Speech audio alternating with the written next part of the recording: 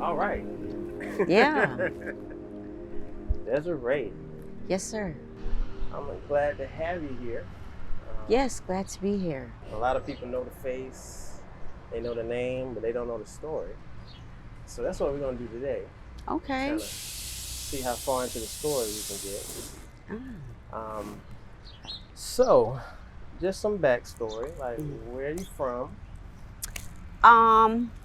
Originally, not West Side, but actually, I don't know how many people know this, but I am from Canada. Okay. Uh-huh. You speak French? I don't. I mean, I can say oui oui. So my question is always like, when somebody comes from a far place, they end up in Jacksonville. I'm like, how did you get here? That's a question for my mother. Interestingly enough, my mother was modeling at the time in Canada. Okay. And It's in the blood, y'all. It's in the blood. I believe my dad was from here-ish. And he was in a band and he was traveling. Okay. And his band made it all the way to Canada. And they met and hey. So how did you start down that road of modeling? Actually, I had just left a very dark place in my life, and we'll just say things got better. Had a little time on my hands, and I had got on Facebook. I hadn't really been on there prior to, and I actually saw this woman that I went to school with, and she was doing it, and I thought it was cute. And I was like, ooh, that seems fun, you know, something to help me, you know, get my phoenix on, rise up from the ashes and all that good stuff. But so, you know, I kind of reached out to her, just asked her a few questions. And she gave me a few little tidbits. Didn't really go anywhere, but then I saw this other girl that I knew, like, kind of growing up, and she was doing some modeling. I'm like, hey girl, you know, I felt a little more comfortable with, like, girl, put me on, you know. So she was like, yeah, I'm in the show this weekend, you want to buy a ticket? And I was like, yeah, because I wanted to go. And went, and lo and behold, there's fashion shows in my city. So it seemed fun, and I asked her when the next rehearsal was, and I went to it. I was just like, bump it. I just went. And I remember it went okay. And I think they kind of just told us, you know, get up and just basically, in so many words, show us what you think modeling is. So I got up and I did what I saw on America's Next Top Model. And it was like, no, sweetheart. But I remember, yeah, I'm talking about swishing and arms just, that's what I thought, you know. But they was like, oh, no, baby. And I remember this model who was there who had been doing it, she laughed at me. And I just looked at her and I said, well, don't laugh at me, teach me, you know.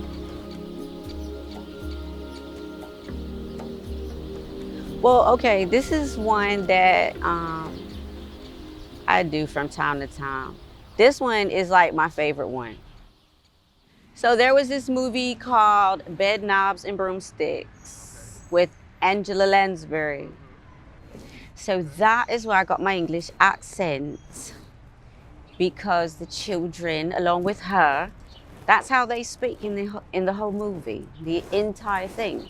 So I just picked it up, and it's fun, especially in a crowd full of people who've never heard me do it. And I just start doing it, and they just turn around like, what the f***? So it's funny. It's great at parties, isn't it?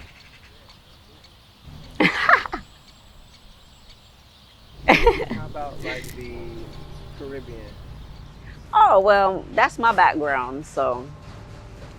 But yet and still, I didn't pick up like a really strong accent.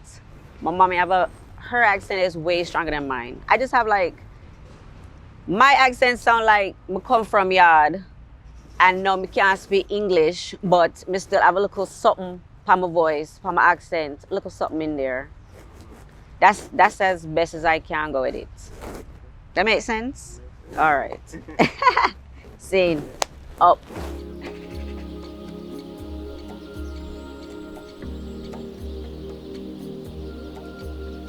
So now the last time that I saw you,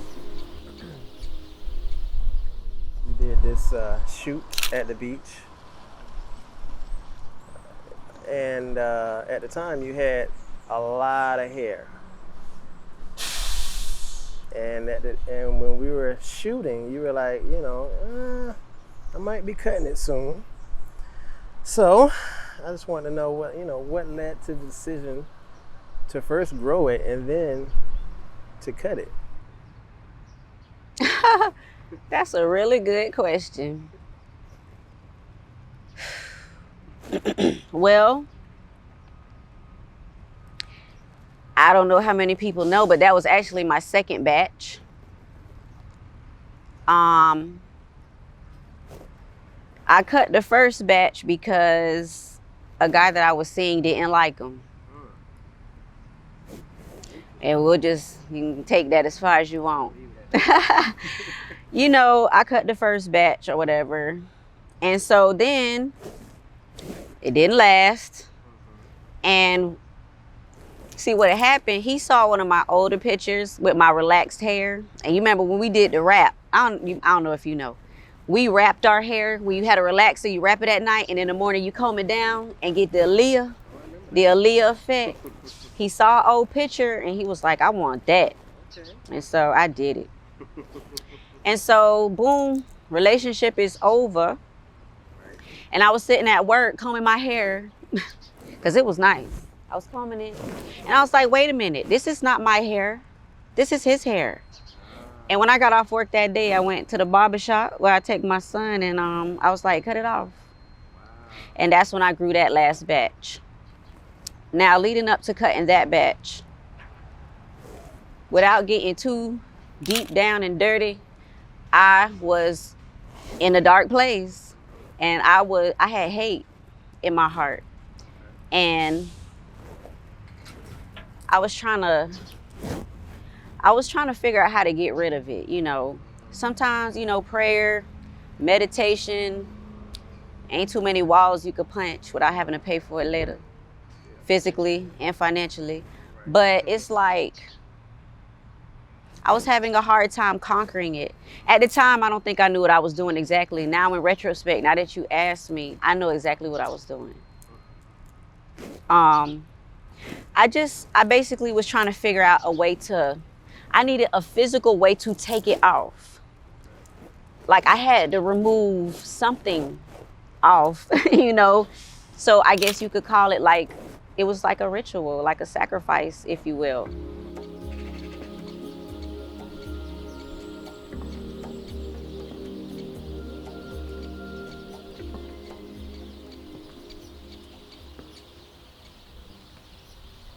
I started getting these podcast advertisements on my phone, the ads or whatever. So I just downloaded one.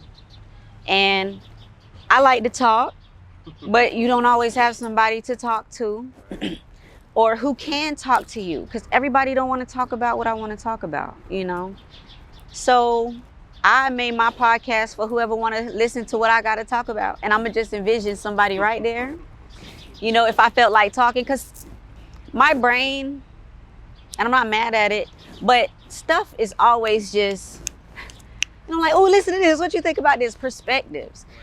Because I'm a people watcher, including myself, behaviors, because I am you, you are me. So how could I not know, but it intrigues me. So it's just different things pop into my head, and it's like something with my podcast, I know I shouldn't do it when I'm driving, but if something pop in my head, a point that I just want to talk about with somebody, it's like, hey, what you think about this? You know, and I eventually want to start bringing people on, like me interviewing, you know, not really interviewing, but a conversation, because who don't want to listen on somebody's conversation? You know what I'm saying? Oh, you ain't hear that? I'm dropping all my gems. Don't worry about it.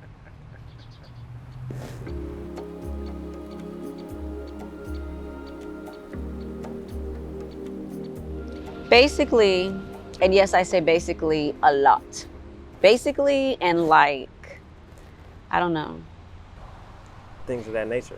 Things of that nature. I look for every opportunity to see things of that nature. If you know me, then you know. So, my book, that book, long time coming. Just didn't know it.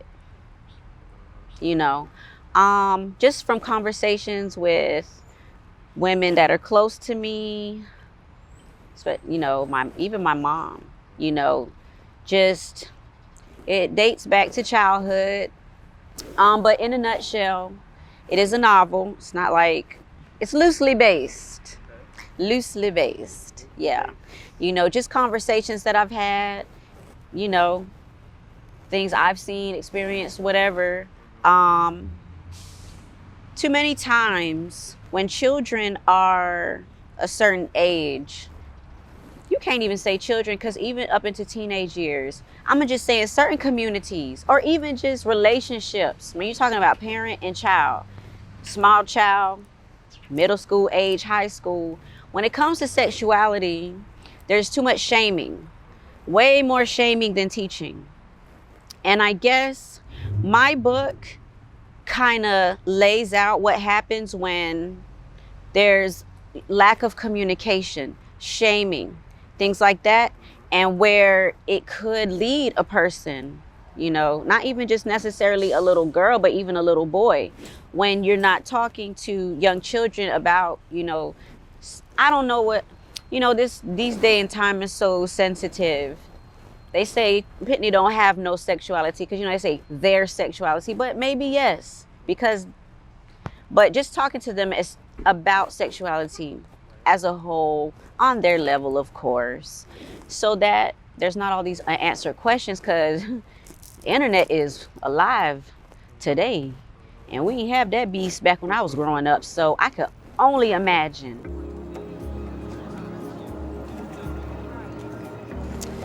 A favorite shoot? Yes, I did. And I believe my lips were planted on a bottle of Crown Royal.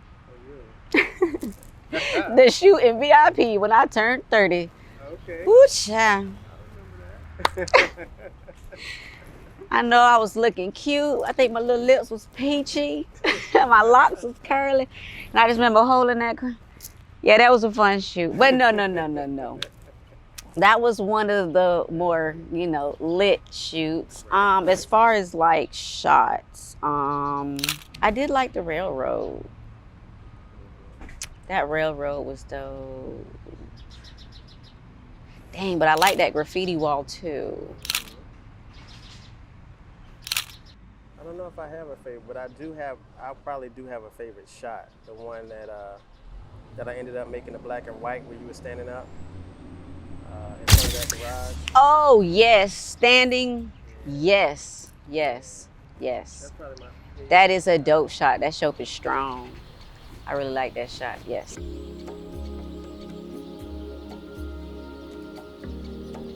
30-second podcast. Habari, beautiful people, and I hope that you are filled with peace. Just wanted to thank you for joining us today. Whatever it is that you are going through in life right now, I don't want to hit you with too many cliches, but I will say, if you don't like it, change it. Make sure that you are not stuck in the past, because the past only exists in your mind. It is gone. You can barely prove it to anyone. Yeah, pictures can be fake. Stay grateful. The goal is to be grateful. Protect your peace at all costs. You don't belong to anyone, and no one belongs to you. Take care of yourself so that you can take care of others.